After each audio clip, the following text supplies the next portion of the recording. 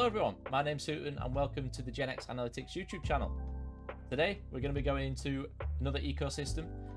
It's going to be based on Near protocol. It's a project I've not really looked at too much until this video.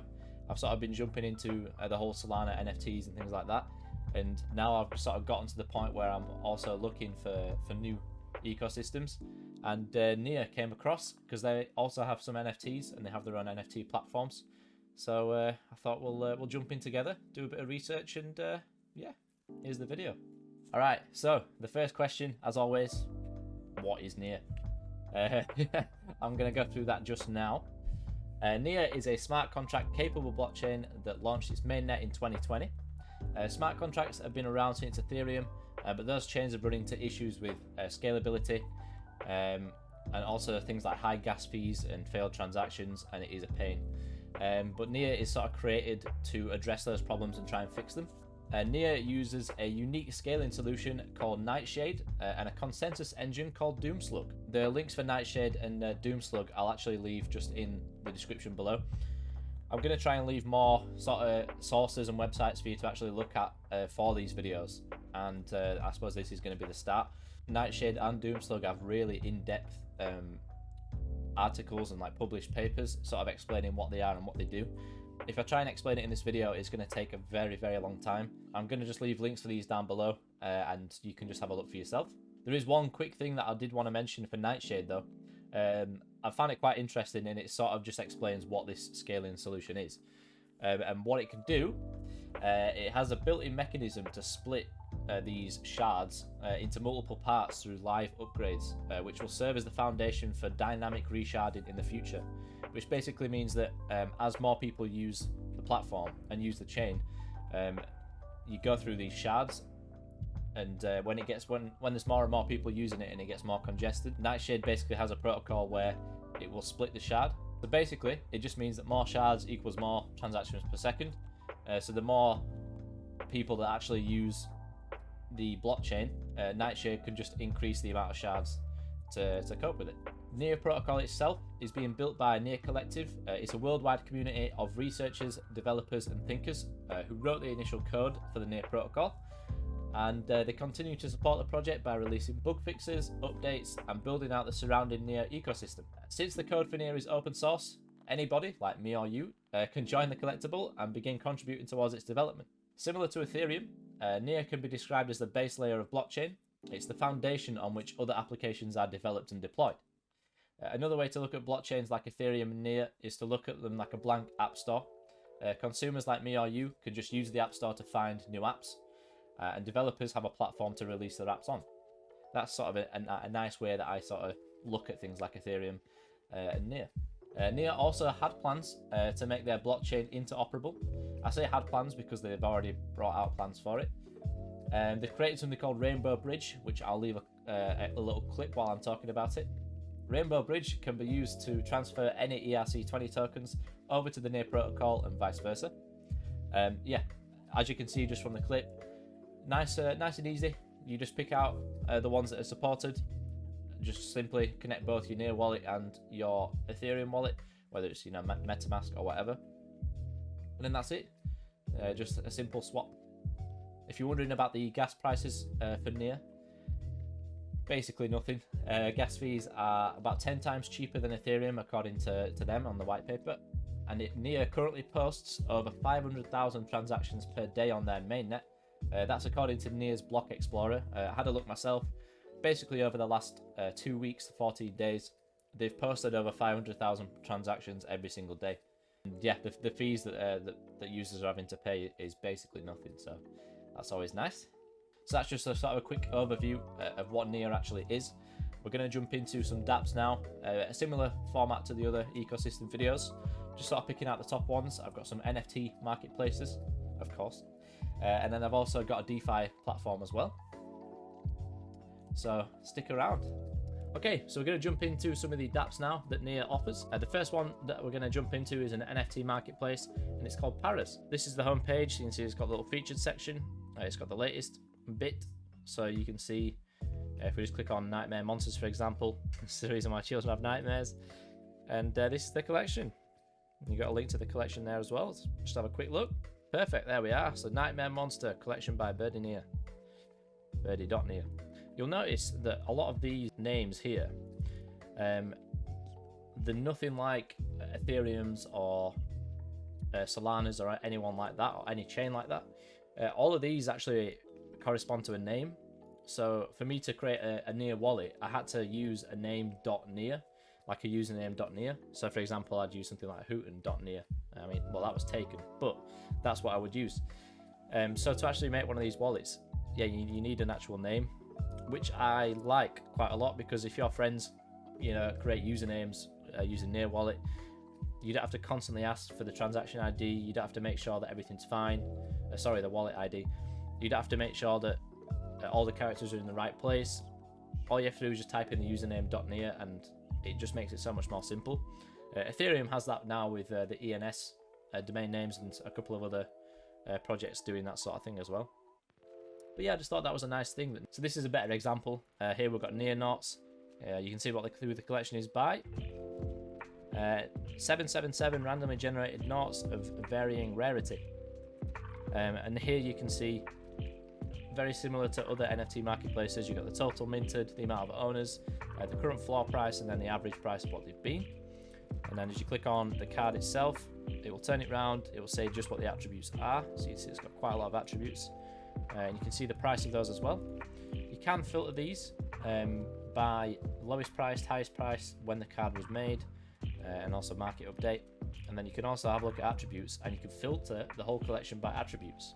So if you like the look of one, you can just click on I like the one with the Christmas helmet, and it will filter it all by Christmas helmets, and there we go. Nice and easy.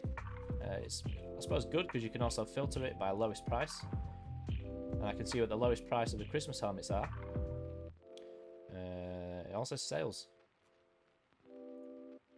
For sale only. There we go. And see that the floor price of these is 16.7 near. So if I was super sure that this was going to do well, I could buy this and then sell it for 18.9, make myself a nice little profit. Not financial advice, of course. But yeah, so that's sort of the basis of the collections when you go more in depth on them. We're going to go over to publication now, and you can see that as we scroll down, they've all got their own community, and it's almost like a little post just about certain projects and what they are. So if we click on the Bulky Dog collection, it just says what they are, the rarity of them, the rarity class, and the backgrounds. This is basically explaining what they all are, to be honest, but it's like a bit of a post on, you know, as to who they are and what they are. And it looks like anyone can make these sort of publications. So if you're not sure where to look, it's sort of a nice page for you to just scroll down and explore. You might find something you like. As we head over to activity, you can just see the activity of the entire website. So you can see what's been sold recently, what it actually is. You can just click on it and it'll take you over to another tab. You can also see the bit of a stats here, just the top buyers and sellers over the past 7 days. I think that's actually filtered by. You can also filter it here for market sales, whether it's new NFTs that are coming out, any transfers or burns or anything like that. We're going to head over to the next section. We're sort of blazing through this because we've got two other dApps as well to talk about. Here we have a comic section, which is something that's really cool. I've not seen this before. I'm not a huge fan of comics myself, but I know that there's a lot of comic fans out there. So having something like this is pretty cool. It sort of brings a new utility to holding maybe some of these NFT collections. Maybe your NFT could be featured in a comic or something like that. As you scroll down, it basically just explains what it is, and you can see how they're actually made. You can read some, you can actually learn more about it. Here's the sort of the features. So the comic is 100% yours. Read, lend, and sell your digital comic anytime you want.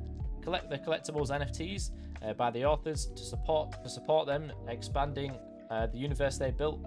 I'm not quite sure what they've done with the spelling there, but I'm sure that'll get changed. Reading with the community. Enter the exclusive community of the titles and embark on a journey with fellow comic buffs to the author's world through Q&A and discussions. And you can also see create with us down here. You can also create your own comic. with, you know, featuring your own NFT collection. Really nice, yeah. I do like the look of this. You can see there's not that many out at the moment, but they are starting to come out. And Near, I think, is quite a new ecosystem that's starting to build up in terms of its user base now. So I'm sure we'll see more of these. And you can actually buy the comics for Near as well. I think this price, 0.3 Near, is, I think you're looking around $3 at the moment to buy some of these. There's also some collectibles here as well. And then if you want a partner, then there you go. Yeah, cool little section. There's one more thing to mention with Paris, and that is that it has its own token. As we click on the stake in Paris, you can actually stake it and earn an APR on it. So you can see the APR is quite nice. It's currently set to end March the 1st. See what the reward per week for people staking it is. That's shared out. And there, all you have to do is just click stake. You just have to log in using your Near wallet. And yeah, stake it and earn some rewards, and then you can unstake it whenever you want, I'm assuming. A couple of places you can buy it. You can buy it on Ref Finance, MEXC, and Hotbit. We're actually going to be talking about Ref Finance coming soon. Okay, so the next app is called Mintbase. Mintbase is another NFT marketplace. It looks quite unique compared to other exchanges that I've seen. They don't quite look like this. Again, it was a little bit confusing to me when I first saw it. Still sort of learning as I'm going along. But firstly, you've got your your home page. So it will show, I'm assuming if you've made a store on an NFT collection, it will show here on the right hand side. So you can just edit your notifications and some other stuff, any offers that you've got, or any offers that you've posted to other people, you can all see on this sort of home page. So your home page is almost like your account page, which is yeah, that's something different. As we go down on the left hand side, we can just click on Marketplace, which is up here as well. And you can see here you've got stores. So this is what people have made. So here we've got photography, art, and you can just see some of the collections that this guy has available. So when we click on it, you can just buy as many as you like. Well, up to 5, because that's the supply of this particular one. What I do like about it is you can see just there who's minted it, but you can also see the royalties and the current owner, and these are all profiles. So I can see who the royalties are actually going to. This is something that is definitely more transparent than what I've seen from other places. And yeah, I like the fact that I can just see exactly where it's going, because the stores that you make can go to multiple accounts. So you might find that you've got royalties of 10% for a store that gets split out to 5 or 6 different accounts, and it's nice that you can just see them all here. If you're interested in this particular one, you just click on full store and it will take you back to the homepage of this particular store. You can actually see the total earnings that they've made and who's actually minted these. Yeah, I think that's quite nice. We go to virtual gallery. Let's see what this is. Oh, look at this. I've never seen this before. All right, instantly through the browser, I've just gone straight in and we can see what all of these actually look like. Just posted on a wall. Maybe one day I'll have this in my virtual apartment. Who knows? Yeah, just as simple as that. That's all you need. Yeah, I'm actually kind of, even though it's as simple as this, it's a white box with these on the wall, I can just quickly view them and actually buy it in the virtual world as well. Yeah, I really like the look of this. It's nice. I've got a bit of an excited tone in my voice because I didn't actually know I was going to post a video on something that had this in it. I didn't even realize this was a feature until now. So I suppose this is my live reaction. Yeah, awesome. And I'm not going to click buy because I don't quite want this at the moment. We go back to the store, and there we're back to the gallery. Yeah, oh, great. Okay, I'm going to cut back to where we were just before we jumped into this. All right, that was a cool feature. I'm kind of curious just to see if there are other stores that have the same feature. As we scroll a bit further down, you can see some of the latest lists. I'm just laughing because of this one. Yeah, I suppose it just caught me off guard a little bit there. Yeah, as you scroll further down, it's just more and more different collections, or I should say stores, because I think that's what they are. We've got some active auctions down there as well. The next section, I suppose, is the resources tab. We're not going to go too in depth into this, but it basically just gives you the basic documents explaining what they are. The developers, community, which I'm assuming is like forums, store, any careers, royalties, any data, all in the resource tab. So go and check that out.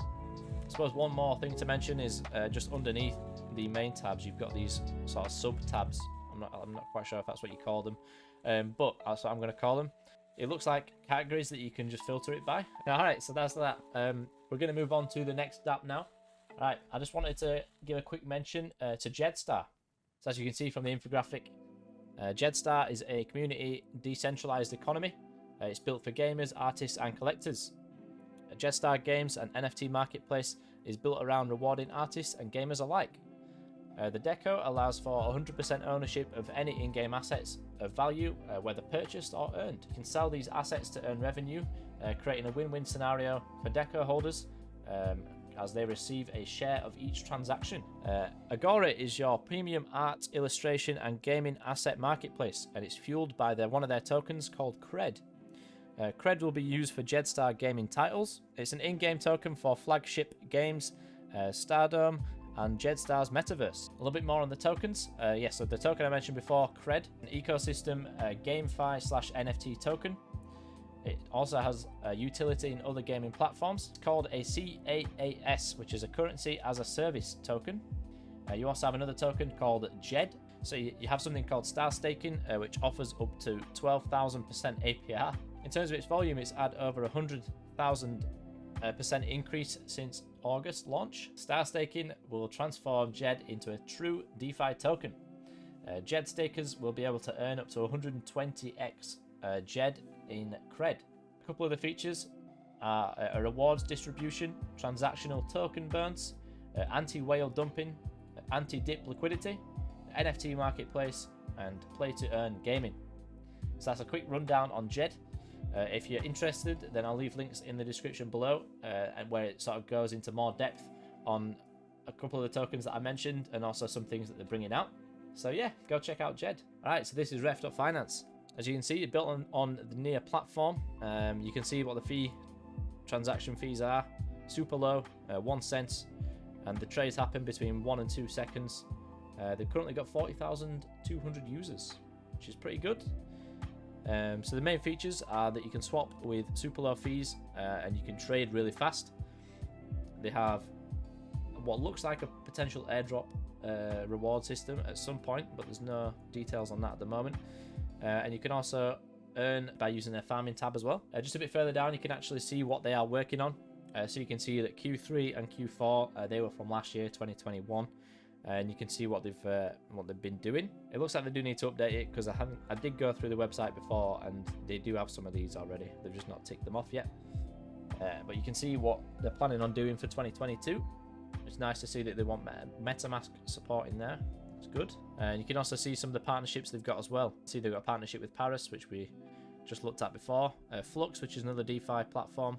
There's a couple of other ones in there as well. But yeah, that's it for the homepage of this. We're just going to jump straight into the app now. So as soon as we go onto the app, you get straight onto the swap page. This is the page where you're probably going to spend most of your time if you are actually trading. So as we go down, you can see here, you got the USDC.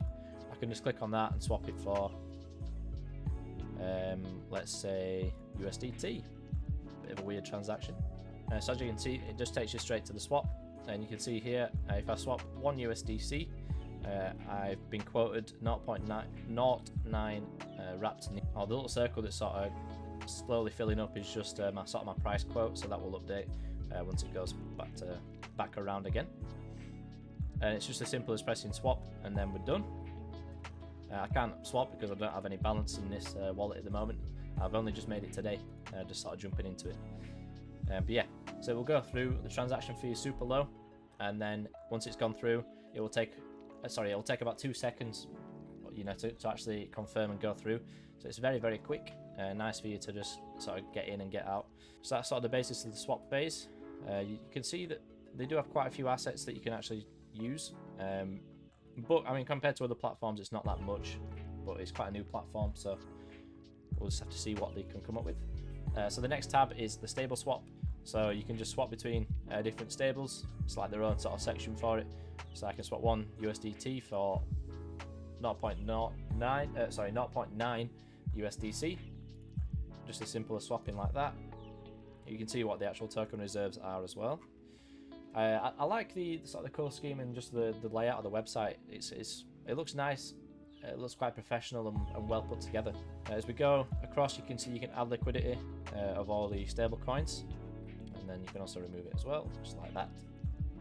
As we go to the pool section, this I quite like. You've got a little watch list section. So if I like the look of a certain farm, for example this one, I can see some stats in terms of the total value locked, for example. There's 11.2 million in this particular farm, and with that I can just kind of decide whether I want to also, you know, add to the total value locked of it.